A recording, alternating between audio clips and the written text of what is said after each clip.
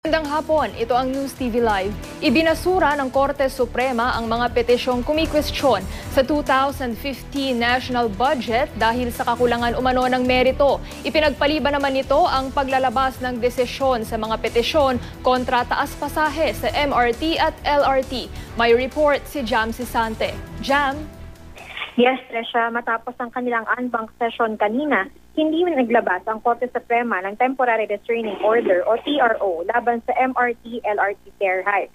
Ayon kay Atty. Tete, tagapagsalita ng Korte Suprema, pinapagsumite ng Korte ang respondents ng comments sa consolidated petitions laban sa pagtaas sa singil sa tren. Kailangan isumite nila ang comments sa loob ng 10 araw mula sa pagkakatanggap ng notice.